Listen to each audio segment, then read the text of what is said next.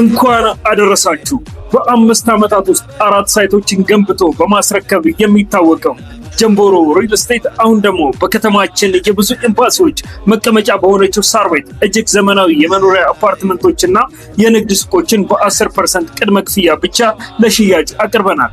እንዲሁም መጪውን የገና በዓል ምክንያት አድርገው ለሚመጡ ደንበኞቻችን ልዩ ቅናሽም አዘጋጅተናል። አስተውሉ፣ የምንሸጣቸው ቤቶች ላይ ምንም አይነት የዋጋ ጭማሪ ወይም ፕራይስ ስካሌሽን የለውም። ለበለጠ መረጃ በ0942 63 64 21 ላይ ይደውሉ። ጀምቦሮ ሪል ስቴት በጊዜ ግቡ።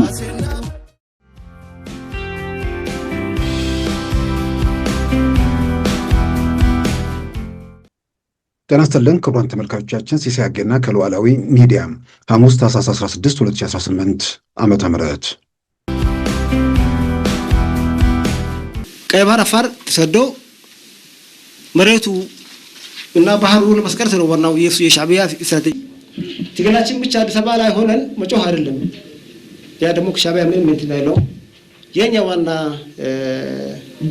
የትግሉ ቁልፍ አጀንዳ ትግል ነው። የቀይ ባህር አፋር ችግር የሚፈታል፣ የኢትዮጵያና የኤርትራ ችግር አብሮ የሚፈታበት ሁኔታ አለ። ነገር ግን አብቅቷል፣ ተደምድሟል የሚለው ነገር እንዳላበቃና እንዳልተደመደመ የቀይ ባህር አፋሮች እንቅስቃሴ ባህሩ ላይ መሬቱ ላይ ያሉት ሰዎች መብታችን ተገድቧል፣ ነፃነታችን ተወስዷል፣ መብታችንን በገደበና ነፃነታችን በወሰደ አገዛዝ ስራ እንቀጥልም፣ ስለዚህ የራሳችን ሀገር እንመሰርታለን ብለው እንዳይንቀሳቀሱ የሚከለክላቸውን ደግሞ የትኛው ህግና የትኛው ህግ አንቀጽ የትኛው የተባበሩት መንግስታት ነው? የአፍሪካ ኮሚሽን ነው? የትኛው ነው? በዚህ በኩል መከራከሪያ ነው ማምጣት ነው። የሚላከው ድጋፍ ለታለመለት ዓላማ ብቻ መዋሉን የማረጋገጥና ክፍተቶች ቢኖሩም እንዲሟሉ የማድረግ ኃላፊነት የክልሉና የአካባቢው ጊዜያዊ አስተዳደር መሆኑን ማሳሰብ እንወዳለን። የኢትዮጵያ አደጋ ስጋት ስራ አመራር ኮሚሽን ታኅሳስ 14 2018 ዓ.ም አዲስ አበባ። የፌዴራል መንግስት አሁንም ለዚህ ጉዳይ ልዩ ትኩረት ሰጥቶ ተፈናቃዮችን ወደ ቤታቸው በተቻለ ፍጥነት እንዲመለሱ እንዲያደርግ የተለመደውን ጥሪዬን አስተላልፋለሁ። ሌተና ጀነራል ታደሰ ወረደ የትግራይ ጊዜያዊ አስተዳደር ፕሬዝዳንት ታኅሳስ 15 2018 ዓ.ም መቀሌ።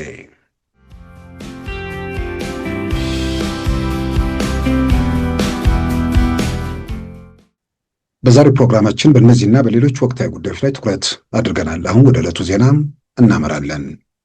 በአባይ ውሃና በህዳሴው ግድብ ሳቢያ ከኢትዮጵያ ጋር የምትወዛገበው ግብጽ ከኤርትራና ጅቡቲ ጋር በወደብ ዙሪያ ውል መፈራረም ኢትዮጵያ ላይ ተጽዕኖ እያበረታች ነው ሲል ዘናሽናል ዘገበ። በመካከለኛው ምስራቅ ጉዳይ ላይ በማተኮር ከዩናይትድ አረብ ኤምሬት አቡዳቢና ከዩናይትድ ኪንግደም መረጃዎችን የሚያሰራጨው ዘናሽናል ትላንት ረቡዕ እንደ አውሮፓውያን አቆጣጠር ታኅሳስ 24 2005 ባቀረበው ዘገባ እንዳመለከተው የኤርትራው ፕሬዝዳንት በቅርቡ ወደ ግብጽ ባደረጉት ጉዞ በአሰብ ወደብ ዙሪያ ከግብጽ መንግስት ጋር ስምምነት ፈርመዋል። በዚህም ግብጽ የአሰብ ወደብን ደረጃ ከፍ ለማድረግ እንዲሁም የጦር መርከቦች መልህቅ መጣያ ስፍራ መገንባትን እንደሚጨምር ዘርዝረዋል። ግብጽ ከኤርትራ ጋር ያደረገችው አይነት ስምምነት ከጅቡቲ ጋርም ተመሳሳይ ስምምነት ለማድረግ የሁለቱ ሀገራት ባለስልጣናት መስማማታቸው ተመልክቷል። ግብጽ ከሁለቱ ሀገራት ጋር የወደብ ስምምነት ያደረገችው ኢትዮጵያውያን የይገባኛል ጥያቄ በሚያነሱበት አሰብና የኢትዮጵያ ሸቀጦች መግቢያና መውጫ በሆነው በጅቡቲው ዴራሌ ወደብ ላይ እንደሆነም ተመልክቷል። ዶራሌ የተባለው ይህ የጅቡቲ ወደብ የኢትዮጵያ ሸቀጦች ሙሉ በሙሉ በሚባል ደረጃ የሚወጡበትና የሚገቡበት ወደብ ሲሆን ኢትዮጵያ ለዚህ ወደብ ኪራይና ለቀረጥ በየዓመቱ ከ1.6 እስከ 2.8 ቢሊዮን ዶላር እንደምትከፍልም በሪፖርቶች ተመልክቷል። በቀይ ባህር ደቡብ ጫፍ በባቤል መንደብ ቀጥታ መስመር ላይ የሚገኙት የአሰብና ዶራሌ የተባለው የጅቡቲ ወደብን ደረጃ ከፍ ከማድረግ ባሻገር የጦር መርከቦች መልህቅ መጣያ ቤዝ ግንባታ ስምምነት እንደተደረገም የናሽናል ዘጋቢ ሐምዛ ሂንዳዊ ከካይሮ ባቀረበው ዘገባ አመልክቷል። ግብጽ ከግዛቷ ባለብዙ ተልዕኮ የሆነውን ዲስትሮየር የተባለውን የጦር መርከብ እንዲሁም ለቅኝትና ለተለያዩ አገልግሎቶች የሚውሉ ሰማሪ መርከቦችን፣ የሰራዊት ማጓጓዣና ሄሊኮፕተር ተሸካሚ መርከቦችን ወደ ሁለቱ ወደቦች ማንቀሳቀስ የምትችልበትን መሰረተ ልማት ለመገንባት መስማማታቸውን ነው ለጉዳዩ ቀጥታ መረጃ ካለው አካል መስማቱን ሐምዛ ሄንዳዊ ከካይሮ የዘገበው። ስምምነቱ ግብፅ በኤርትራና በጅቡቲ በወታደራዊ መስክ ለመከሰት ህጋዊነት ያጎናጽፋታል ሲሉም ምንጩ እንደገለጹለትም ዘግቧል። የግብፅ መርከቦች ከወዲሁ ወደ ሁለቱ ወደቦች እየተመላለሱ መሆናቸውንም ከዘገባው መረዳት ተችሏል። ይህ በእንዲህ እንዳለም በአሰብና በሌሎች የቀይ ባህር ዳርቻዎች የሚኖሩ አፋሮችን መብት አስከብራለሁ በሚል የሚንቀሳቀሰው ያው ቀይ ባህር አፋር ዲሞክራሲያዊ ድርጅት መሪ ኢብራሂም ሃሮን የአፋር ህዝብ ላይ በኤርትራ የሚፈጸመውን የሰብአዊ መብት ረገጣ በተመለከተ የአፍሪካ ህብረት ለኤርትራ ማብራሪያ መጠየቁን አስታወቁ። የቀይ ባህር አፋሮች እንደ አውሮፓውያን አቆጣጠር ከ1993 ጀምሮ በኤርትራ መንግስት ይፈጸምባቸዋል የተባለውን የሰብአዊ መብት ረገጣ ለማስቆም ከሩብ ክፍለ ዘመን በላይ በትጥቅ ትግል ላይ መሆኑን የሚገልጸው የቀይ ባህር አፋሮች ዲሞክራሲያዊ ድርጅት መሪ አቶ ኢብራሂም ሃሮን ትላንት አዲስ አበባ ሸራተን ሆቴል በሰጡት መግለጫ ባለፈው ሰኔ ወር ለአፍሪካ ህብረት የሰብአዊ መብትና የህዝቦች መብት ኮሚሽን ያቀረቡት ባለ 122 ገጽ አቤቱታ ምላሽ በማግኘቱ ህብረቱ በዚህ ወር ለኤርትራ በጻፈው ደብዳቤ ማብራሪያ መጠየቁንና ኤርትራ በ60 ቀናት ምላሽ እንድትሰጥ ማሳሰቡን አመልክተዋል። ሻዕቢያ በእኛ ላይ ያካሄደ ያለው የዘር ማጥፋት ዘመቻ ሁሉ የሚገልጽ ነው። ሪፖርቱ ክሱ ያስገባ ነው በጁን 4 ነው ክሱ የገባው። ግን ክሱ ወደ ኤርትራ የተላለፈው በዲሴምበር 11 ነው። ስለዚህ ቀኑ ገና ነው እና በ60 ቀን ውስጥ መልስ እንደምናገኝ ነው። ይህ ደግሞ የዓለም ማህበረሰብ እንዲያውቅ በተለይም የአፍሪካ አህጉር ሰብአዊ መብቶች የተባበሩት መንግስታት ድርጅት እና የዓለም አቀፍ ሰብአዊ መብቶች ሁሉ በእኛ ላይ እየደረሰ ያለው የዘር ማጥፋት ዘመቻ እንዲያውቁ ነው። ትግላችን የራሳችን ዕድል በራሳችን በመወሰን መብታችን እስከ መገንጠል በኤርትራ ህገ መንግስት እንዲከበር ነው ያሉት ኢብራሂም ሃሮን ጥያቄያችን በህግ ካልተመለስ ነው በያዝነው የትግል መንገድ የህዝባችን መብት እናስከብራለን ብለዋል። ቀይ ባህር አፋር ተሰዶ መሬቱ እና ባህሩ ለመስቀረት ነው ዋናው የሻዕቢያ ስትራቴጂ። በዳንካላ ውስጥ ምንም አይነት የልማት አውታር የለም። ይህ ደግሞ የሻዕቢያ ስትራቴጂ አውቆ ነው ህዝቡ አገር ለቆ እንደሆነ ነው ፍላጎቱ። ኢብራሂም ሃሮን ከሌሎች የድርጅቱ አመራሮች ጋር አዲስ አበባ ላይ ትናንት በሰጡት መግለጫ ትግላችን አዲስ አበባ ሆኖ መጮህ አይደለም፣ በመሬት ላይ ትግላችን ቀጥሏል ብለዋል። ንቅናቄያቸው በቅርቡ ተዋጊዎችን ማስመረቁን በቪዲዮ ጭምር ማሳየታቸው ይታወሳል። ከኤርትራ መገንጠል አይደለም ትግላችን። መጀመሪያ እዛ ውስጥ መብታችን እንደ ክብር ነው እስከ መገንጠል። ያ ካልሆነ ነው ወደ ሌላ የምንሄደው። መግለጫችሁ ያው በኢትዮጵያ ውስጥ ነው ያላችሁ። ትምልኛ አለን፣ ትቦፍት አለን፣ ትጥቅ ደግሞ ይዘን ኃይል አለን፣ ሰራዊት አለን አለ። ትግል ውስጥ ናቸው፣ ምሽግ ውስጥ ናቸው። በየ27 ዓመት እንትን ላይ ነው ትግሉ ላይ ነው። እኛ ግን እንትን አዲስ አበባ አለን፣ ውጭ ሀገር አለን፣ ብዙ ሀገር ነው ያለው የኛ አመራር። ስለዚህ ትግላችን ብቻ አዲስ አበባ ላይ ሆነን መጮህ አይደለም።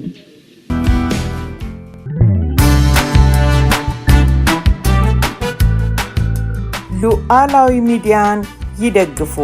ስራዎቻችንን ለብዙ እንድናደርስ ሰብስክራይብ፣ ሼር፣ ላይክ በማድረግ ሉዓላዊ ሚዲያን ያጠናክሩ። እውነትን እንዘግባለን፣ ኢትዮጵያዊነትን እናቀነቅናለን። መድረኩ ግን ለሁሉም አመለካከት ክፍት መሆኑን እናረጋግጣለን። ሉዓላዊ ሚዲያ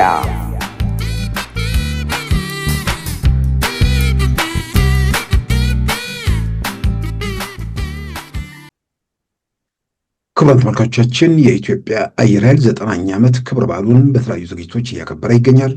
በዋናነት የአንበሶቹ ሰማይ በሚል የአየር ላይ ትርኢት ደግሞ ጥር 19 እንደሚካሄድና ከዛ ወዲህም በርካታ ዝግጅቶች እንደሚኖሩ እንግዲህ ተገልጿል። በዛሬው ዕለትም በቢሾፍቱ የሚገኘው የኢትዮጵያ አየር ኃይል ጠቅላይ መምሪያ ጋዜጣዊ መግለጫ እንደሚሰጥ ነው መረዳት የተቻለው። በጥር 19 በሚካሄደው የአየር ላይ ትርኢት የሩሲያ፣ የዩናይትድ አረብ ኤምሬትና የሞሮኮ አየር ኃይሎች ከኢትዮጵያ አየር ኃይል ጋር በመሆን በጋራ የአየር ትርኢት ያሳያሉ። ከዛም ባሻገር በሚኖሩ ኤግዚቢሽኖች ላይ የተለያዩ ሀገራት አየር መንገዶች እንደሚሳተፉ ነው የተገለጸው። እንግዲህ ሰፋ ያለ ክብረ በዓል እንደሚሆን ነው እንግዲህ ከወዲሁ ከሚሰጡት መግለጫዎች መረዳት ይቻል ነው። ከዚሁ በዓል ጋር ተያይዞ እንግዲህ በተከታታይ ያሉ ፕሮግራሞችን መሰረት አድርገን ስለ ኢትዮጵያ አየር ኃይል አንዳንድ ነጥቦችን እያነሳን በኢትዮጵያ ውስጥ በተለያየ መንገድ ያደረጉትን ተጋድሎ ኢትዮጵያን ለመታደግ ሀገር ለማጽናት የነበራቸው ሚና የተመለከቱ ነገሮችን እንግዲህ በተከታታይ እናቀርባለን። በዛ ሂደት ውስጥም ትልቅ ሚና የተጫወቱ ለሀገራቸው ትልቅ አስተዋጽኦ ያደረጉ ያንንም አድርገው በጠላት እጅ ወርቀው ከዛ በኋላ በከበሩ በእስረኛ ልውውጥ ወደ ሀገራቸው ተመልሰው መጨረሻ ላይ ከዚህ ዓለም በሞት የተለዩት እንደነ ጀነራል ለገሰ ተፈራ ያሉት ይታወሳሉ። ከዛ ባሻገር በእንደዚህ አይነት ኢትዮጵያን በሶማሊያ ጦርነት ወቅት ጭምር ታድገው ከዛ በኋላ ባለው የሀገር ውስጥ ውጊያም በመሳተፋቸው ምንድነው በዘር ማጥፋት ምናምን ክስ ተመስርቶባቸው በተለያየ መንገድ ወደ ሀገር ቤት መግባት የማይችሉ ኢትዮጵያንም ደግሞ ያሉበት ሁኔታ ነው። እርግጥ መንግስት ምንድነው ሰዎቹን በምህረት ወደ ሀገር ቤት መግባት የሚችሉበት ሁኔታ እንዳለ ወይ ደግሞ በነፃነት መንቀሳቀስ እንደሚችሉ በቃል ደረጃ ተነግሯቸዋል። በህግ የታሰረ ነገር ባለመሆኑ አንዳንዶቹ ስጋት አላቸው። ስለዚህ የኢትዮጵያ መንግስት የኢትዮጵያ አየር ኃይልንም ሌሎቹንም በተመለከተ በዚህ ዙሪያ ያለውን ነገር አንድ ቦታ ላይ መቋጫ ቢሰጠው ተገቢ ነው ብዬ በግሌ አምናለሁ። ምክንያቱም በተለያየ መንገድ ሀገራቸው ገብተው የሆነ ነገር ቢያንስ የእድሜም የምንም ጉዳይ አለና አስተዋጽኦቸውን ግምት ውስጥ በማስገባት አንድ ዘላቂ የሆነ መውጫ የመፍትሄ አቅጣጫው በፍትህ ሚኒስቴር በኩል ይሁን ወይ ደግሞ በሌላ ተቋማት በኩል ምላሽ ቢገኝም ጥሩ ነው። የኢትዮጵያ አየር ኃይል ውስጥ ምክንያቱም በሶማሊያም ጦርነት በተለያየ መንገድ ለሀገራቸው ትልቅ አስተዋጽኦ ያደረጉ ውጭ ሆኖ በስጋት ውስጥ ያሉ ሰዎች አሉና መግባት ይፈልጋሉ፣ መኖርም ይፈልጋሉ። መግባት መጎብኘት እንጂ ደግሞ ለመኖር የማይፈልጉ ሀገራቸውን በነፃነት አይተው መውጣት የሚፈልጉም አሉ። እነዚህን ሁሉ ምላሽ ቢሰጥ የኢትዮጵያ መንግስት በዚህ በኩል እርምጃዎችን ቢያሳይ ጥሩ ነው ብዬ አምናለሁ። ምናልባትም የኢትዮጵያ አየር ኃይል 9ኛ ዓመት በዓል ጋር ተያይዞ የኢትዮጵያ አየር ኃይል ታሪክ ጋር ተያይዞ ጉዳዩን ማንሳት የሚቻልበት እድል ካለ አጋጣሚዎቹን ሁሌ ማንሳቱ በተለያየ መንገድ ሰዎቹ የሚያነሷቸውን ነገር የሚሰማቸውን ነገር ስለምንረዳም ጭምር ነው። በግሌ ደጋግሜ ይህን ነገር ማነሳው በተለያየም ኃላፊነት ላይ የነበሩ ሰዎችም እንዲሁ ድምፃቸውን የሚያሰሙ ሰዎች አሉና አንድ ዘላቂ መውጫ ነገር በዚሁ አጋጣሚ ቢኖር ይጠቅማል። ማስተማሪያ ነው ቅጣት። ስደት ውስጥ በዛ ሁኔታ ውስጥ መቀጠልም በሌላ በኩል እስር ቤት መቆየትም ያን ያህል ምን ያህል የጎላ ልዩነት አለው አላውቅም። ጣሊያን ኤምባሲ ያሉትን የቀድሞ መንግስት ከፍተኛ ባለስልጣናት እነ ጀነራል አዲስ ተድላ እነ ኮሎኔል ብርሃኑ ባየን ያው የኤምባሲው ህይወት ከእስር ቤት የተለየ አይደለም ተብሎ መጨረሻ ላይ እነሱም ነፃነታቸውን አረጋግጠዋል። ስደትም ያለው ሰው ከዛ የተለየ ነገር አይደለም። ምናልባትም ዛሬ እነሱ ላይ ለምን አልታሰሩ ለምን እንትን የሚል ሰውም ያለ አይመስለኝም። ምናልባት ይህን ነገር ግምት ውስጥ አስገብቶ መንግስት ዘላቂ መውጫ ቢሰጥ ጥሩ ነው ብዬ አምናለሁ። ሌላው እንግዲህ ህጻጽ ስደተኛ ካምፕ ካለው ሁኔታ ጋር ተያይዞ የአደጋ ዝግጁነት ኮሚሽን የሰጠው መግለጫ አለ። እንዲሁም ደግሞ ኢትዮጵያን ከዳር እስከ ዳር ላደረጉት ርብርብ ደግሞ የትግራይ ጊዜ አስተዳደር ፕሬዚዳንት ጀነራል ታደሰ ወረደም ምላሽ ሰጥተዋል፣ ምስጋና አቅርበዋል። ምናልባት ኢትዮጵያኑ በጋራ ምንድን የሆነ የምናምን አጠር ሳይኖር የእድሜ የምንበለው የምናምንም የብሔር የምንበለው የሃይማኖትም የምንበለው ምንም ነገር ሳይኖር በየትኛውም አቅጣጫ ላይ ድምፃቸውን ኪሳቸውንም ምናምን እንትን ብለዋል። ለዛ ጀነራል ታደሰ በሰጡት ምላሽ ልክ ኢትዮጵያኑ እንዳደረጉት እርሳቸውን በእነሱ ሂሳብ ነው ሄዱት። ማለት ምላሹ በኢትዮጵያዊነት መልክ ሲሆን እርሳቸውን በኢትዮጵያዊነት መልክ ነው ምስጋናውን የሚያቀርቡትና ይህ መበረታታት ያለበት ነው። እዛ ላይ ያነሷቸው ነገሮችን በተመለከተ እንግዲህ አንዳንድ ነጥቦችን ማንሳቱም ተገቢ ነው። ከአደጋ ዝግጁነት ኮሚሽን ጋር ተያይዞ ያሉ ነገሮች እዛም ላይ እሱም የሰጠው ማብራሪያ አለ። በሌላ በኩል የቀይ ባህር አፋሮች ዴሞክራሲያዊ ድርጅት ሊቀመንበር ኢብራሂም ሃሮን ከሌሎች አመራሮቻቸው ጋር በመሆን በትናንትናው ዕለት በአዲስ አበባ ከተማ ሸራተን ሆቴል ጋዜጣዊ መግለጫ ሰጥተዋል። በጋዜጣዊ መግለጫቸው ወደ 122 ገጽ የተጠናቀረ በኤርትራ መንግስት ላይ ማለትም የኤርትራ መንግስት በቀይ ባህር አፋሮች ላይ ያደረሰውን የሰብአዊ መብት ረገጣ በተመለከተ ለአፍሪካ ህብረት የሰብአዊና የህዝቦች መብት ኮሚሽን ጋምቢያ ለሚገኘው ለሱ አቅርበን ሰኔ ወር ላይ አቅርበን በአሁኑ በታህሳስ ወር ላይ ደብዳቤ እንትናችንን ምላሽ ሰጥቶናል። ምላሽ ተሰጠ። ምንድን ነው? ለኤርትራ መንግስት ደብዳቤ ጽፌያለሁ። በ60 ቀናት ውስጥ ምላሽ እንዲሰጠን የኤርትራ መንግስት ጠይቀናል ብለውናልና የአፍሪካ ህብረት የህዝቦችና የሰብአዊ መብት ኮሚሽኑ ጉዳያችን መቀበሉና ለኤርትራ መንግስት ምን ማብራሪያ መጠየቁ እንደ እርምጃ አይተው በዛ ጉዳይ ላይ መግለጫ ነው የሰጡት። ከዛው ጋር ተያይዞ እንግዲህ ጥያቄያቸው ምንድን ነው የሚለውን ነገር እዛው መድረክ ላይ አንስተዋል። የቀይ ባህር አፋሮች ከ1993 ጀምሮ ማለትም እንደ አውሮፓውያን አቆጣጠር ነው። ከዛን ጊዜ ጀምሮ ላለፉት 32 ዓመታት በቋሚ በስቃይ ውስጥ ናቸው ያሉት። መብታቸው እየተረገጠ እየተደፈሩ የተለያዩ ወንጀሎች እየተፈጸመባቸው ነው። ይሄ ነገር እንዲቆም ነው የምንጠይቀው። ይሄ ነገር እንዲቆም ደግሞ በዘላቂነት ዋስትና የሚሰጥ ነገር አሁን እኛ እንገንጠል እያልን እየጠየቅን አይደለም። ግን በኤርትራ ሕገ መንግስት ውስጥ የመገንጠል መብት የሚል ነገር መረጋገጥ አለበት። ይህንን መብታችንን ካላከበሩ ደግሞ ከወዲሁ የጀመርነው ትግል አለ። ትግላችን ተጠናክሮ ይቀጥላል። እኔና የተወሰኑ አመራሮች ከተማ ስላለን እንጂ ትግሉ መሬት ላይ እየተካሄደ ነው። እዚህ ያለነው አመራሮቹ ነን። ሌላው ግን ትግል እያደረገ ነው። የእኛ ትግል አዲስ አበባ ላይ ሆነው መጮህ አይደለም ብለዋል። እንግዲህ ቀይ ባህር አፋሮች ጥያቄ የመብት ነው።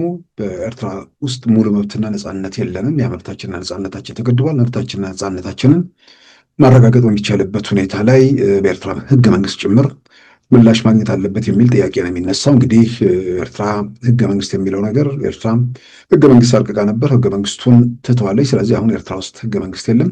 ምናልባት ሕገ መንግስት ተረቆ ወደ ፖለቲካ ሂደቱ በዛ መንገድ የሚቃኝ ከሆነ የመገንጠል መብት የሚል ሕገ መንግስቱ ላይ ይግባልን የሚል ነው ከኢብራሂም አሮን የቀይ ባህር አፋሮች ዲሞክራሲያዊ ድርጅት ሊቀመንበር መግለጫ መረዳት የተቻለው። አንደኛ ሕገ መንግስቱ የለም። በሌላ በኩል ደግሞ ኤርትራ ሕገ መንግስቷ ውስጥ እስከ መገንጠል የሚል መብት እንደማታስገባ መቶ እርግጠኛ መሆን ይቻላል። ከኢትዮጵያ ውስጥ ካለው ፖለቲካ ኢትዮጵያ ውስጥ ካለው ከቲፒኤልኤፍ አገዛዝ ጋር አንዱ የተቃውሟቸው መነሻ ኢትዮጵያ ውስጥ ያለው ዘረኝነት ኤርትራ ውስጥ ይዛመታል፣ ከተዛመተ እና አንቆጣጠረው የሚል ስጋት አለባቸው። ለዚህ ደግሞ የሚሰጡት ምክንያት አለ። ይሄ አካባቢ የሰፈር የምናምን ስሜት ይሄ ምንድን ነው? ወረርሽኝ ነው። አንዴ ከገባ እንደማውጣ አረጋግጠውታል። ለዚህ ሪፖርተር መጽሔት የመጀመሪያው መስከረም ለዚህ አካባቢ መሰለኝ 90 ዓመተ ምህረት ኢንተርቪው ይዞ የወጣው የኤርትራን ፕሬዝዳንት ኢሳያስ አፈወርቂ የነበረ የመጀመሪያ ቁጥር አንዱን መጽሔቱን ያወጣው። እዛ ላይ የሚናገሩት ነገር አለ። ወደ ትግል በገቡበት ወቅት የነበረው የአካባቢ ስሜት እንዴት አደገኛ እንደነበር መልሼ ማስታወስ አልፈልግም ይላሉ። ይህንን ማነሳው ምንድን ነው የመገንጠል መብት አይደለም አፋር ምናምን ተብሎ ራሱ ክልሎች በዛ ደረጃ መቀመጣቸው በተአምር በኤርትራ ደረጃ ያንን ማስተናገድ የሚቻልበት ሁኔታ እንደሌለ በእርግጠኝነት መናገር ይቻላል። እዚህ ጋር በእርግጠኝነት ስትናገር፣ በሌላ በኩል ደግሞ መብቱ የተወሰደበት እንደ ሀገር ዜጋ አልታየውም ብሎ ደግሞ የሚያምኑ አካል እንደዚህ አይነት ዋስትና ባላገኘበት ሁኔታ ሂደት ውስጥ አልቀጥልም፣ ስለዚህ ራሴን ዕድል በራስ መወሰን እስከ መገንጠል መብት እቀጥላለሁ የሚለውን ዓላማውን ይገፋበታል ማለት ነው። የራስን ዕድል በራስ መወሰን መብት እስከ መገንጠል የሚለው ዓላማ ምናልባት አንዳንድ ሰዎች እኔ ኢትዮጵያ ውስጥና ኤርትራ ውስጥ ያለውን ነገር አንዳንዴ በሕግ ምናምን ብቻ አድርጎ ለማቋጫት የሚያስቡ ሰዎች ሕግ ሌላ የሚፈጥረውን ክፍተት አንዳንዴ ማየት አይፈልጉም። ሬፈረንደሙ በተካሄደበት ምንድን ነው የኢትዮጵያ መንግስት እውቅና ሰጥቷል፣ ዓለም አቀፉ ማህበረሰብም እውቅና ሰጥቷል፣ ከዚህ በኋላ ወደኋላ የማይመለስ ነገር ነው የሚል መከራከሪያ ራሱ ከኢትዮጵያን ጭምር አንዳንዱ የሚናገሩት ነገር አለ።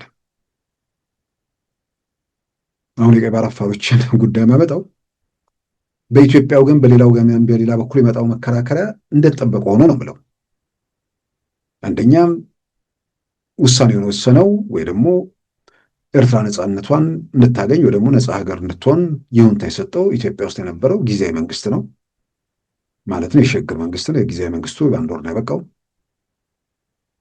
በሌላም በኩል ያንን ውሳኔ በተመለከተ የሚያሳይ የኢትዮጵያ መንግስት የካቢኔም የፓርላማም ሰነድ የለም የሚለው ጠቅላይ ሚኒስትር አብይ ያነሱት ጉዳይም አለ።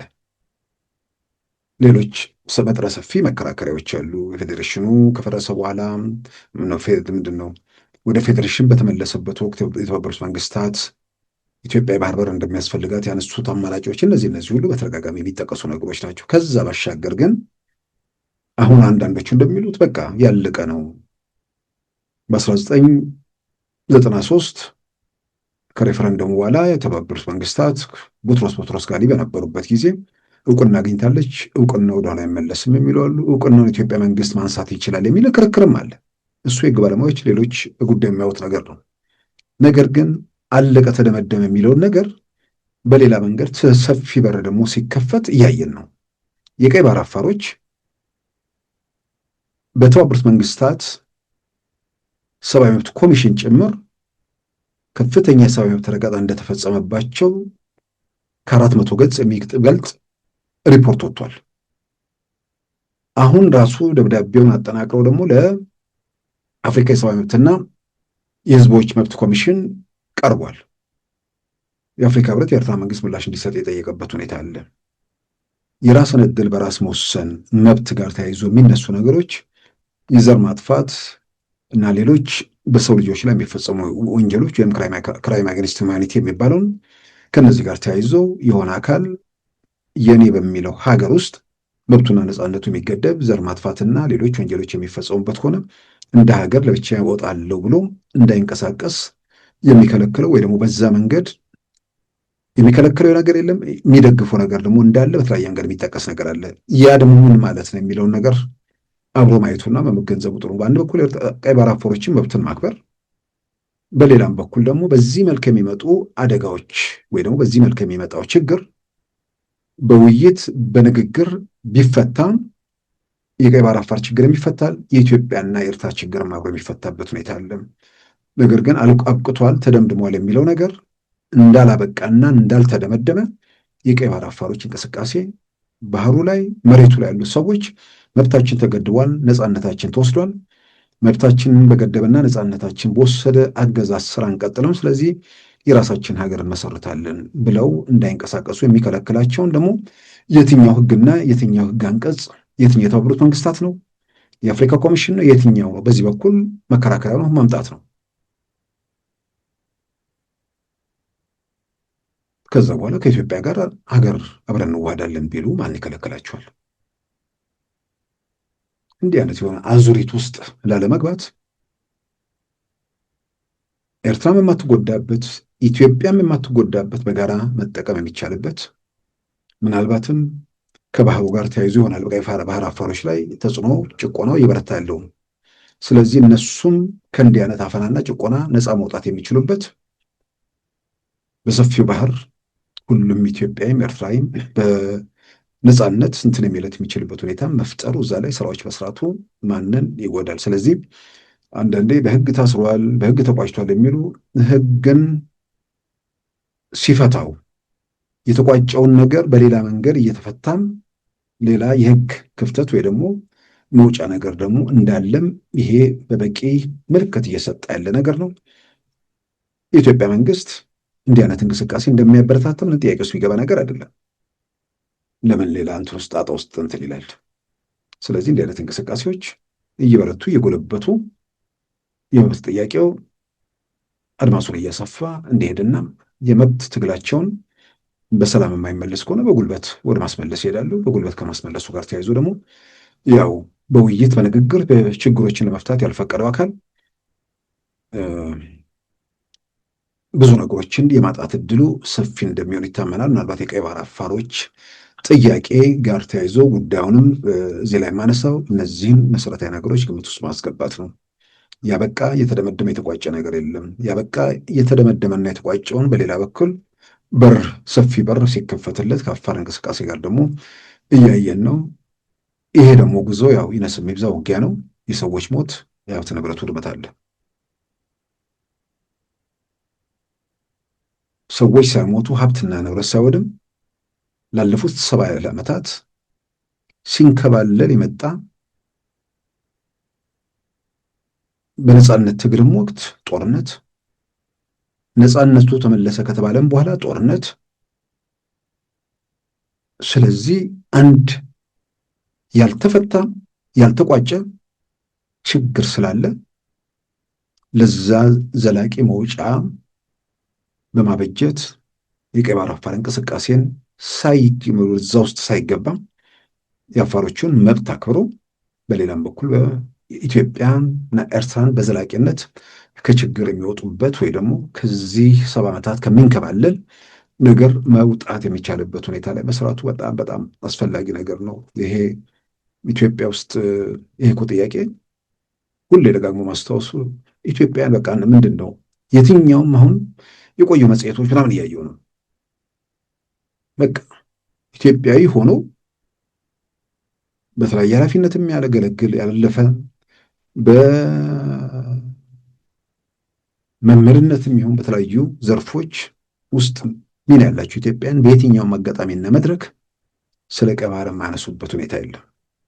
የደርግ መንግስት ወደ ስልጣን በመጣበት ወቅት ጠቅላይ ሚኒስትር ሆነው ፊት ለፊት መጀመሪያ ላይ የመጡት ልጅ ሚካኤል እምሩ ነበሩና እርሳቸው በየካቲት ወር 1996 ዓ.ም በቲፒኤልኤፍ ጊዜ ማለት ነው ከኢትዮጵያ መጽሔት ጋር ያደረጉት ቃለ ምልልስ ነበር። አርስቱን ልጥቀሰው። ኢትዮጵያ በሕግ የተረጋገጠላትን የባህር በር ተነጥቃ መኖር የለባትም ይላሉ። ይህ እንግዲህ በተለያየ መንገድ አሁን እሳቸው በሕይወት የሉም፣ ነፍሳቸውን ይማርና በተለያየ መንገድ በተለያዩ ኃላፊነት በተለያዩ ቦታዎች ላይ ያገለገሉ በጉዳዩ ላይ የተመራመሩ የጻፉ ያነበቡ ከዚህ ጋር ተያይዞ ደጋግሞ ጥያቄ ያነሳሉ። የኢትዮጵያ ውስጥ የፖለቲካ ፓርቲዎች በጠቅላላ ማለት ይቻላል ማለትም በብሔር የተደራጁ እነሱ ሰፈራቸውን ነው ሁልጊዜም። ምክንያቱም ሲገነጠሉ ኩሬ የሚሆን ምናምን ይዘው ሊገነጠሉ ያስባሉ። እሱ እንደዛ ብዙ አያስጨንቃቸውም። ሀገር የሚባል ነገር ምስላቸው ስለሌለ ደብዛዛ ስለሆነ ያ ክልል የሚሉት ነገር ሲገነጠል ራሱ ምን ይሆናል የሚባለው ነገር ሲደርሱበት ነው የሚያውቁት።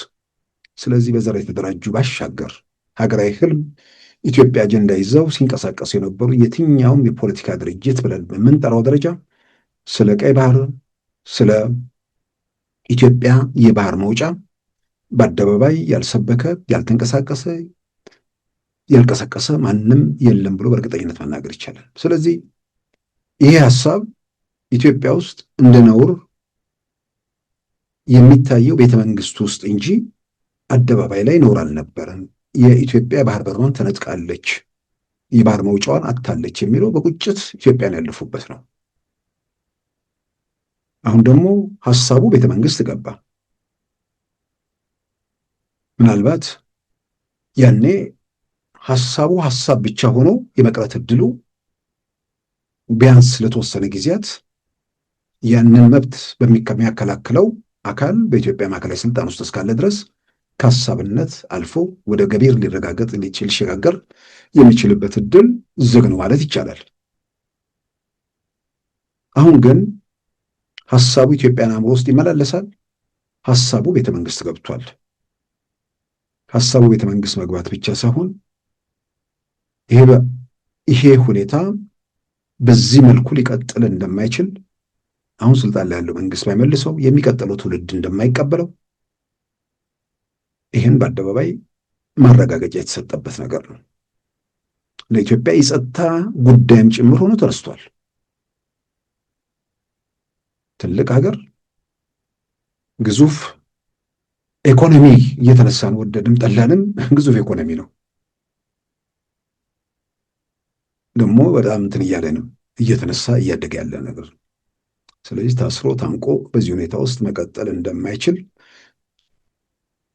ለዚህም መውጫ እንደሚፈለግ ዝም ብሎ መላተሙ ዓለም አቀፍ ሕግ ምናምን የሚባሉ ግርግሮችን የሚፈጥር ከሆነ እንዲህ አይነት የተከፈቱ በሮች ስላሉ በዛ በር በኩል ለማለፍ ያንን ላይ በሰፊው ለመንቀሳቀስ እድልና አጋጣሚ የሚፈጠር ነገር ስለሆነም ይህም እንደሚኖር ግምት ውስጥ ማስገባትና ኢትዮጵያ ምንድን ነው ያንተ መብት ሳይወሰድ የሌላውን መብት ሳይገደብ ሁለቱም በጋራ መጠቀም የሚችሉበት እድል እንዳለ ለማንም ግልጽ ነው።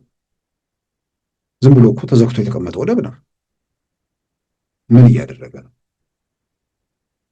4 ሚሊዮን ምናምን ህዝብ አንድ ወደብ ከበቂ በላይ ነው ምጽዋ። ነገር ግን አሰብንም ምጽዋንም ኢትዮጵያም ኤርትራም በጋራ ቢጠቀሙበት ምንድን ነው የሚባለው? ከዚህ ቀደም የኤርትራ ፕሬዚዳንት ኢሳያስ አፈወርቂ ገና እኮ ኢትዮጵያ ፓርላማ ላይ ገና ኤርትራ ሳትገነጠል እሳቸውም አቶ መለስም ወደቡ በነፃ ነው የምጠቀሙት ብለዋል። በሌላ አጋጣሚ በሌላ መድረክም ቮይስ ኦፍ አሜሪካ ጋር ባደረጉት ቃለ ምልልስ አሰብን ብቻ ሳይሆን ምጽዋን መጠቀም ይችላሉ የሚል ነገር ነበር። በነፃ መጠቀም ማለት ምን ማለት ነው? አሁን በነፃ አይደለም፣ በማናቸውም ሁኔታ ለመጠቀምም ላለመጠቀምም መነጋገር ያስፈልጋል። አንነጋገርም የሚባልበት ሁኔታ ውስጥ ዝግ ነገር ነው ያለው። ስለዚህ በዚህ ዝግ ሁኔታ ውስጥ መቀጠል የሚቻል ነገር አይደለም። ስለዚህ አንዱ ሌላውን ለማዳከም ሊንቀሳቀስ ይችላል። አሁን ባለንበት ሁኔታ ውስጥ ማን ያዳክማል፣ ውጤት ውስጥ ምን ይሆናል የሚለውን ነገር ብዙ መመራመር፣ ግራ ቀኝ ማየት ምናምን የሚያስፈልግ ነገር አይደለም። በደማቁ ተስሎ በደንብ በባለቀለም ቴሌቪዥን የሚታይ ብለን ልንገልጸው እንችላለን። ብላክ ኤንድ ዋይት አይደለም፣ በደንብ ይታያሉ ነገር ምን ሊከተል ማን ምን ሊያደርግ እንደሚችል። ስለዚህ ያም በሚታየው ነገር ላይም ደም ሊፈስ ይችላል፣ ሀብትና ንብረት ሊወድም ይችላል። ያ በሌለበት ሁኔታ ግን በንግግር በውይይት ችግሮች መፍታት የሚቻልበት ሁኔታ፣ በሌላም በኩል የቀይ ባህር አፋሮችን ተገቢ ስጋት አደጋ በዘላቂነት መቅረፍና በምድራቸው በሀገራቸው ባለቤትነትን ማጎናጸፍ እሱም መሰረታዊ ነገር ነው። ስለዚህ ከዚህ አንጻር ነገሮች ቢታዩም ተገቢ ነው። የቀይ ባህር አፋሮች እንቅስቃሴ መሪ ኢብራሂም ሃሮን እንግዲህ ትናንት ሸራተን የሰጡትን መግለጫ መነሻ ማድረግ ነው። ምናልባት የዚህ ቡድን እንቅስቃሴ ያው በመድረኩ ላይ የተናገሩት ነገር አለ። መግለጫ አዲስ አበባ መግለጫ ሰጠን ማለት አዲስ አበባ አይደለንም ብለዋል። መሬት ላይ እንቅስቃሴ እንዳለ ከዚህ ቀደም የተነገረ ነገር አለና ምናልባት ሁሌም ሰላም እንደመሰብከው ሰላም ደግሞ ዝም ብሎ ደግሞ አይመጣም። ለሰላም ንግግር ወሳኝ ነው። መነጋገር በሌለበት ጊዜ ደግሞ ለመደማመጥ መጫጫ ይኖራል። መጫጫ ደግሞ በጥይት ጭምር ይከተላል። ያ ደግሞ ይነስም ብዛ የሚያስከትለው ጉዳት አለ። ግን ምናልባትም ሲንከባለሉ የመጡ ችግሮች ደግሞ በዘላቂነት ለመፍታትም ሊያስችል ይችላል። ስለዚህ መነጋገሩ ግን ለማናችንም የተመረጠ ነገር ነው። ይሄኛውን የኤርትራ መንግስት ዘግቶ መቀመጡን ትቶ ተነጋግሮ መፍትሄ መፈለጉ ይበጀዋል የሚለውን በዚሁ አጋጣሚ ለማንሳት ነው። ሌላው እንግዲህ በህጻጽ ስደተኞች ካምፕ ካለው ሁኔታ ጋር ተያይዞ ያው ከዚሁ ጉዳይ ጋር ምን ለመናገር ኢትዮጵያን በከፍተኛ ደረጃ ርብርብ አድርገዋል። ከኢትዮጵያኑ ርብርብ በላይ የሚያሙ ነገሮች ደግሞ ትዕይንት ነው የታየው። በዛ ደረጃ ሰዎች የሁሉ መከራ፣ የሁሉ ጉስቁልና፣ የሁሉ ስቃይ ሲደርስባቸው ለወንበር የሚሻኮቱ በር ዘግተው የሚጨቃጨቁ ተፈናቃዮቹን አግተው የያዙ ሰዎች ቢያንስ እዚህ ጋር እንኳን ሲደርሱ ቆም ብለው ጸጸት ውስጥ ቢገቡ ትልቅ ነገር ነበር። ጸጸት የሚባል ነገር አልፈጠረባቸውም። ትዕግስታችን አለቃሉ። ተፈናቃዩ ትዕግስቱ ይለቅ እንጂ የሚያልቅስ ምን ማድረግ ይችላል? በእግሩ ተጉዞ አይሄድ እና ደስ የሚለው ህብረተሰቡ ውስጥ ያለው በተለይ ደግሞ ወጣቶቹም አካባቢ ያለው እንቅስቃሴ በጣም አበረታች ነገር ነው። ይህን በተመለከተም የትግራይ ጊዜ አስተዳደር ፕሬዝዳንት ሌተናል ጀነራል ታደሰ ወረደ በስማቸው መግለጫ ወጥቷል። በዚህ መግለጫ ላይ ያነሷቸው ነጥቦች አሉ። ኢትዮጵያን ያደረጉት ርብርብ ወጣቶቹ ኤርትራንም ጭምር ለዛ ምስጋና አቅርበዋል። በሌላም በኩል ደግሞ የፌዴራል መንግስት እና ለክልል መንግስታትም እንዲሁም ለመላው ኢትዮጵያ ህዝብም ጥሪ አቅርበዋል። ደብዳቤያቸው አጭር ስለሆነም እናድምጠው። የተከበራቸው የኢትዮጵያ ህዝቦች ከሰሞኑን በክልላችን ህጻጽ ተፈናቃዮች መጠለያ ጣቢያ ውስጥ ባሉ ወገኖቻችን ላይ ያጋጠመውን የረሃብ አደጋ የሚያሳይ ቪዲዮም ለህዝባቸው በሚቆረቆሩ ጥቂት ወጣቶች በመውጣቱ ምክንያት ባያችሁትና በሰማችሁት ችግር አዝናችሁ ወገናችሁ የሆነውን የተፈናቀለውን ህዝብ ለመርዳት እያደረጋችሁት ላለው ድጋፍ ከፍ ያለ ምስጋና እያቀረብኩ በተለይ በሀገር ውስጥና በውጭ የምትኖሩ ወጣት ኢትዮጵያን እንዲሁም ኤርትራውያን የወገናችሁን ህይወት ለማትረፍ ሌት ተቀን እየሰራችሁት ላለው ሰብአዊ ተግባር በራሴ በትግራይ መንግስትና በህዝቡ ስም ላመሰግን እወዳለሁ። እንደ ህጻጽ ሁሉ ተፈናቃይ ወገኖቻችን ባሉባቸው ሌሎች 145 መጠለያ ጣቢያዎችን በተመሳሳይ ሁኔታ ላይ ይገኛሉ። የጀመራችሁት ሰብአዊና የተቀደሰ ተግባር ተዳክሞ የቆየውን የጋራ እሴት በማጎልበት ረገድ የራሱን አስተዋጽኦ ያበረክታልና አጠናክራችሁ እንድትቀጥሉበት ጥሬን አስተላልፋለሁ። በዚህ አጋጣሚ የኢፌዴሪ መንግስት፣ ብሔራዊ ክልላዊ መንግስታትና መላው የኢትዮጵያ ህዝቦች በትግራይ ጦርነት ምክንያት ከቀያቸው ተፈናቅለው በሞት አደጋ ላይ ያሉትን ወገኖችን ህይወት ለመታደግና ዘላቂ መፍትሄ እንዲያገኙ ማድረግ ከውዴታም በላይ ግዴታ ነውና የበኩላችሁን ድርሻ እንድትወጡ ከአክብሮት ጋር ጥሬን አቀርባለሁ። እንደሚታወቀው ለዚህ ችግር ዘላቂ መፍትሄ ማኖር የሚቻለው እነዚህን ተፈናቃዮች ደህንነታቸው ተጠብቆ ወደ ቀያቸው መመለስና ማቋቋም ሲቻል ስለሆነ የፌዴራል መንግስት አሁንም ለዚህ ጉዳይ ልዩ ትኩረት ሰጥቶ ተፈናቃዮችን ወደ ቤታቸው በተቻለ ፍጥነት እንዲመለሱ እንዲያደርግ የተለመደውን ጥሪዬን አስተላልፋለሁ። ሌተና ጀነራል ታደሰ ወረደ የትግራይ ጊዜያዊ አስተዳደር ፕሬዝዳንት ታኅሳስ 15 2018 ዓ.ም መቀሌ።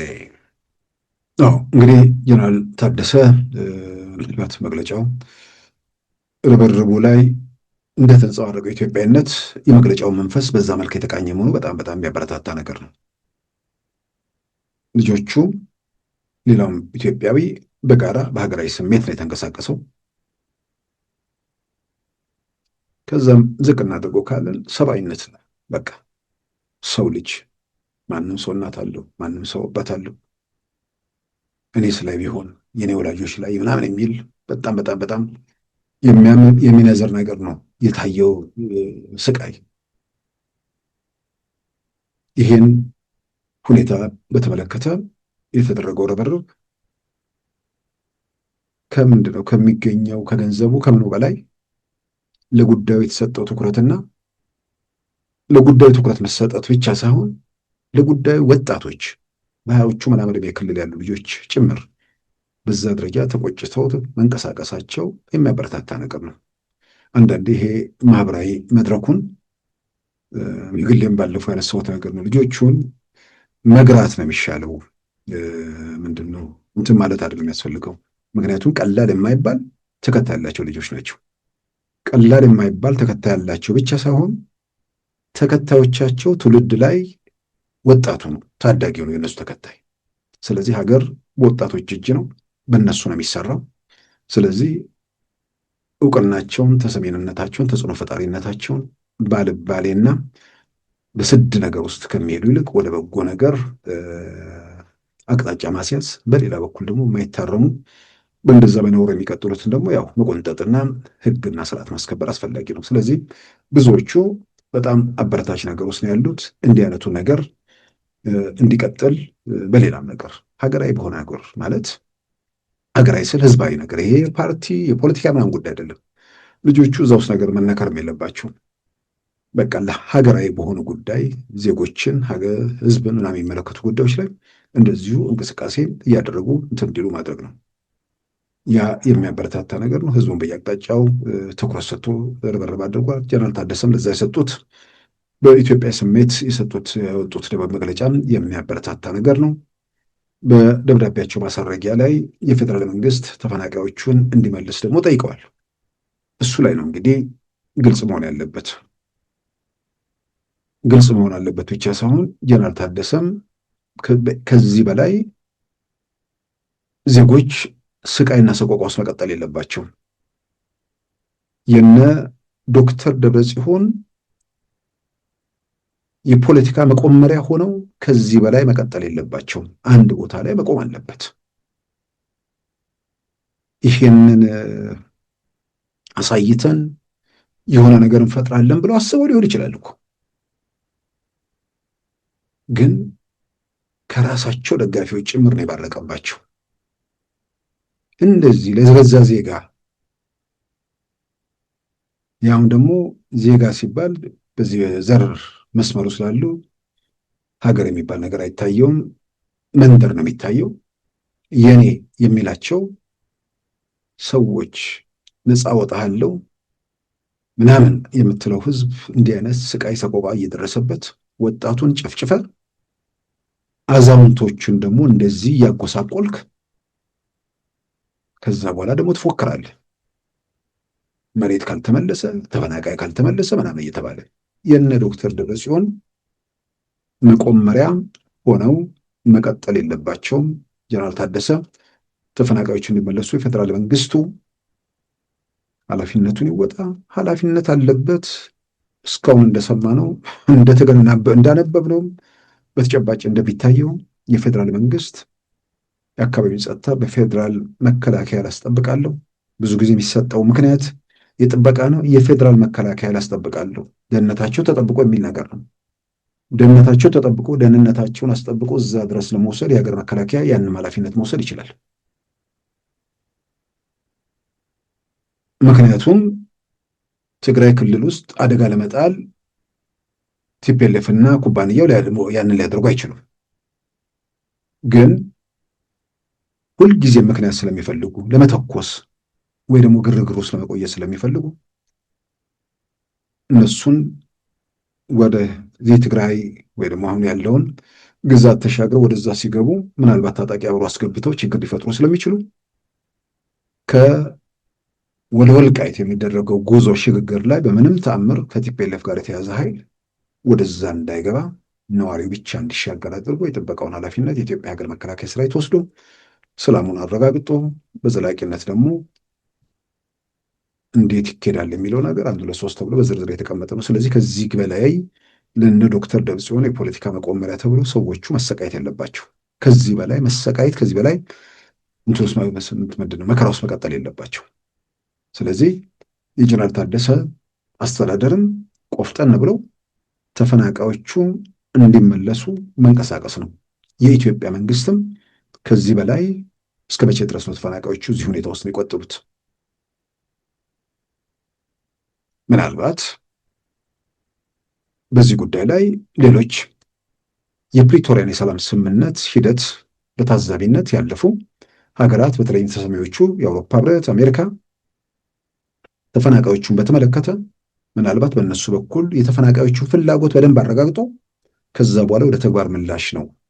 ተፈናቃዮቹን ለማገት የቲፒኤልኤፍ ኃይሎች የሚንቀሳቀሱ ከሆነ በእነዚህ በአውሮፓ ህብረትና በአሜሪካ በኩል መልእክት ለእነሱ ማስተላለፉ አስፈላጊ ነው። ስለዚህ ተፈናቃዮቹ አሁን ተጨማሪ 6ኛ ክረምት ነው ምናምን አሁንም ድንኳን ውስጥ መቆየት አሁንም በዚህ ሁኔታ ውስጥ ማለፍ ስለሌለባቸው የጀነራሉም በራሳቸው መጠን በጊዜ አስተዳደር በኩል ማድረግ የሚገባቸው ማድረግ፣ የፌዴራል መንግስትን ማድረግ የሚገባትን ማድረግ፣ እነዚህ ረባሾቹ ቆመው የቀሩት በሰው ሞት ፖለቲካ መቆመርን የምንድነው ጠብ ያደረጉት ኋላ ቀር ሰዎች በሚመለከተው ወገን መልእክት ለነሱ ማስተላለፍና ሰዎቹ ለቤታቸው መለሱ በጣም አስፈላጊ ነው።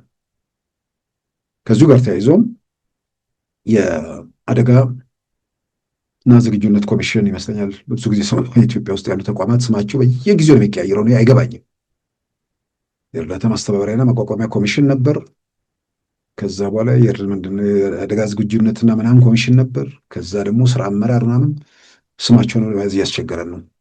አጭር ነገር በቃ የአደጋ ጊዜ ኮሚሽን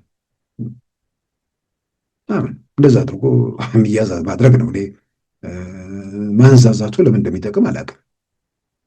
እዛ ላይ የምትሰራውን ስራ ሁሉ ስም ላይ መገለጽ የለበትም እኮ። ስም አጭር ነው በቃ። ከዛ በኋላ በዛ ስም ውስጥ ምንድን ነው ኃላፊነቱ?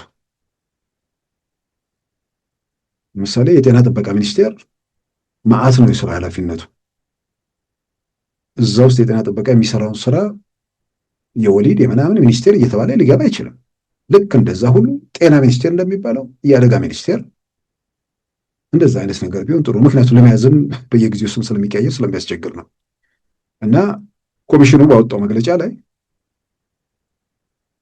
እስካሁን ድረስ ያለማቋረጥ እርዳታው ሲሰጥ መቆየቱን፣ የተቋረጠበት ጊዜ አለመኖሩን፣ አሁንም ከመስከረም ወር ጀምሮ 2018 ከገባ በኋላ ሳይቋረጥ እርዳታው መቀጠሉን እሱም ባወጣው መግለጫ ላይ አመልክቷል። ይህም ብቻ ሳይሆን አሁንም አይበቃምና ድጋፍ ይደረግ የሚል ነገር ጥያቄ ቢመጣም የፌዴራሉ መንግስት ወይ ደግሞ የፌዴራሉ የአደጋ ኮሚሽን ይህን ነገር ምላሽ ለመስጠት ዝግጁነቱን አረጋግጧል። ከዛም በላይ ይህ ሁሉ እርዳታ ሄዶ ምንድን ነው የተፈጠረው ታዲያ? የጎደለ የቀረ ነገር ከሌለ ምንድን ነው የተፈጠረው ለሚለው ኮሚሽኑ በደብዳቤው ማጠቃለያ ላይ የሚያነሳው ነገር አለ። የኮሚሽኑ ዋና ኃላፊነት እርዳታውን መላክ ነው። መድረስ አለመድረሱን እያንዳንዱን መቆጣጠር ደግሞ የክልሉና የአካባቢ ባለስልጣናት ኃላፊነት ነው። የኢትዮጵያ ፌዴራላዊ ዲሞክራሲያዊ ሪፐብሊክ የአደጋ ስጋት አመራር ኮሚሽን በዚህ ጉዳይ ላይ ያወጣው መግለጫ ደግሞ በትግራይ ክልል ሰሜናዊ ምዕራብ ዞን አስገደ ወረዳ ሕጻጽ ጊዜያዊ መጠለያ ጣቢያ በሚገኙ የተፈናቃዮች ሰብአዊ ድጋፍ አቅርቦትን በተመለከተ የተሰጠ መግለጫ ይላል። መንግስት በጊዜያዊ መጠለያ ጣቢያ የሚገኙትን ዜጎቻችንን የቅድሚያ ትኩረት በማድረግ የምግብ ሰብአዊ ድጋፍ እያቀረበ ይገኛል። ሆኖም በተለያዩ ማህበራዊ ሚዲያዎች በሕጻጽ ጊዜያዊ መጠለያ ጣቢያ ለሚገኙ ዜጎቻችን የሰብአዊ ድጋፍ እንዳልደረሳቸው የሚገልጽ የተሳሳተና መጠለያ ጣቢያውን አጠቃላይ ሁኔታ የማይገልጽ ዘገባ ሆኖ አግኝተነዋል። የሰብአዊ ድጋፍን በሚመለከት በመደበኛነት ዓመቱን በሙሉ ድጋፍ የሚያስፈልጋቸው የምግብ ስርጭት ሳይቆራረጥ እየተከናወነ ይገኛል። በሕጻጽ ጊዜያዊ መጠለያ ጣቢያም የሚገኙ ዜጎችን ዓመቱን ሙሉ ተመሳሳይ ድጋፍ ይደረግላቸው የነበረ ሲሆን ከመስከረም ወር 2018 ጀምሮም እስከ ታህሳስ 2018 ድረስ የተሟላና ያልተቆራረጠ ምግብ ሰብአዊ ድጋፍ እየተደረገላቸው መሆኑን መረጃዎች ያሳያሉ። በአስገደ ወረዳ ሕጻጽ ጊዜያዊ መጠለያ ጣቢያ ባለፉት 4 ወራት የተደረገው ድጋፍ በቁጥር ለመግለጽ 14413 ዜጎች ድጋፍ ሲደረግ ቆይቷል። በተጨማሪም በአጎራባች መጠለያ የሚገኙ ዜጎችን ጨምሮ በመስከረም ወር ለ16775፣ በጥቅምት ወር 18290፣ በዳር ወር 17813 እንዲሁም በታህሳስ ወር የሚያስፈልገው ለ14413 ዜጎች የሚያስፈልግ ምግብ ተሰራጭቷል። በዚህም በድምሩ 11406 ኩንታል ምግብ፣ ስንዴ፣ ማሽላ፣ ጥራጥሬና የምግብ ዘይት ባለፉት 4 ወራት እንዲደርሳቸው ተደርጓል። ይህ ድጋፍ በገንዘብ ሲተመን ከ257 ሚሊዮን ብር በላይ ነው። በሌላ በኩል በክልሉ ጊዜያዊ አስተዳደር የተለያዩ ሰብአዊ ድጋፍ ችግሮች መኖራቸውንና ተጨማሪ ፌዴራል ድጋፍ እንደሚያስፈልግ ቢጠየቅ ኖሮ በኮሚሽናችን በኩል አስፈላጊውን ድጋፍ ለመፈጸም የሚያስችል ዝግጁነት ያለን መሆኑን መግለጽ እንወዳለን። ከላይ የተገለጸው እንደጠበቀው ነው። ለተፈናቃዩ ማህበረሰብ የሚላከው ድጋፍ ለታለመለት ዓላማ ብቻ መዋሉን የማረጋገጥና ክፍተቶች ቢኖሩም እንዲሟሉ የማድረግ ኃላፊነት የክልሉና የአካባቢው ጊዜያዊ አስተዳደር መሆኑን ማሳሰብ እንወዳለን። የኢትዮጵያ አደጋ ስጋት ስራ አመራር ኮሚሽን ታህሳስ 14 2018 ዓ.ም አዲስ አበባ። ይሄ የሚያረጋግጥልን አሁን ምርመራም ጭምር መደረግ ያለበት እርዳታው የአደጋና ዝግጁነት ኮሚሽን ባለው መጠን አልሄደም ካለ የትግራይ ውስጥ ያለው የሚመለከቱ አካል ለዛ ማብራሪያ መስጠት ነው ያለበት። በተባለው መጠን ከሄደ ደግሞ ለሰዎቹ እርዳታው ለመሳደርስ ቀረ፣ የት ገባ፣ ምን ተከተለ የሚለውን ነገር ደግሞ ለዛ ምላሽ መስጠት አስፈላጊ ነው። ስለዚህ በአንድ በኩል ሌብነት ሱሳቸው የሆነ ሰዎች አሉ። ከምንድነው ድንኳን ውስጥ ምናምን ውስጥ ከሚንከራተቱ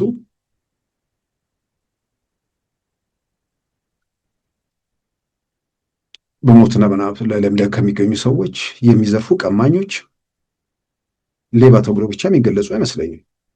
የሆነ የአእምሮ ችግርም ያለባቸው ሰዎች ናቸው። በሌላም በኩል ደግሞ ሌብነት ሳይሆን ሰዎቹን በማስረብ ህዝቡን እናነሳሳለን፣ አሁንስ በዛ ብሎ ከጎናችን ይሰለፋል ብለው እንደዛ አድርገው ይሄኛውን መንገድ የነ ዶክተር ደብረጽዮን የአትላንት ላይ ቆመው ዛሬ መምጣት ያልቻለው ቡድን ያን እያደረገ ሊሆን ይችላል። የሰው ሞት ደንታው አይደለም። የሰዎች መፈናቀል ለነሱ እንትን ነው ጉዳያቸው አይደለም። ለነሱ ጉዳያቸው ህወሓት ነው፣ ውድብ ነው። ሰው ሞተ፣ ተራበ፣ ተጎሳቆለ ጉዳያቸው አይደለም። ስለዚህ ይህንን ጉዳይ ለዛ ዓላማ አውለቱ ሲሆን ወይ እሱም በደንብ መታየት መመርመር ያለበት ነው። ሆን ተብሎ አስረባቸው እርዳታውን ለሆነ ዓላማ እርዳታውን ሸጠው ለመጠቀም ላይሆን ይችላል። እንዲሸጠው ሌላ አካል ሰጠውት ይሆናል። እነሱ ብዙ በዛ ደረጃ የገንዘብ ብዙ ችግር ያለባቸው አይመስለኝም። በዚህ በእርዳታ ስንዴ ምናምን አይደለም፣ ሌላ ስንት ነገር አለ። ስለዚህ በዚህ በኩልም ያለው ነገር መጠናት መመርመር አለበት። ከዛ ማሻገር ይሄ ነገር ሰዎቹ ላይ እየደረሰ ያለው ስቃይ፣ ጉስቁልና ከረሃብ ጋር ብቻ የተያያዘ ነው ወይንስ እዚህ ሽሬ አካባቢ የሚወጣው የህገወጥ ወርቅ ማውጣት ጋር ተያይዞ የሚበተነው ኬሚካሉ የፈጠረው ችግር ከሰዎቹ የእድሜ የጤና ከሚያገኙት ምግብ ሁኔታ አንጻር ለአደጋ የመጋለጥ እድላቸውን ጨምሮት ይሆን ወይ? ይህ ሁሉ በስፋት መታየት መመርመር ይገባዋል። በዋናነት ግን ከዚህ ሲኦል ህይወት ማብቃት አለበት። እንዲያበቃ አጋቾቹ በሚፈሯቸው በሚያመልኳቸው በእነ አሜሪካና በምናምን በኩል መልእክት የተላለፈላቸው እነ ጀነራል ታደሰም ለክልሉን የመምራት ኃላፊነታቸውን በተግባር ያረጋግጠው የፌደራል መንግስትም ደግሞ የዜጎቹን ደህንነት ለማስጠበቅ የተግባር እንቅስቃሴ ያደርግና ወደ ቤታቸው ይመለሱና መደበኛ ህይወታቸውን ያጣጥሙ። ከዚህ ስቃይ ከዚህ ችግር ውስጥ መውጫው መንገድ ይሄ ብቻ እንደሆነ ይታመናል። ክቡራን ተመልካቾቻችን የዛሬ ሐሙስ ታኅሳስ 16 2018 ፕሮግራማችን በዚሁ ተጠናቋል። ጤና ይስጥልን።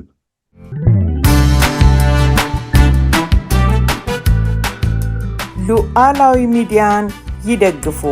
ስራዎቻችንን ለብዙ እንድናደርስ ሰብስክራይብ፣ ሼር፣ ላይክ በማድረግ ሉዓላዊ ሚዲያን ያጠናክሩ። እውነትን እንዘግባለን፣ ኢትዮጵያዊነትን እናቀነቅናለን። መድረኩ ግን ለሁሉም አመለካከት ክፍት መሆኑን እናረጋግጣለን። ሉዓላዊ ሚዲያ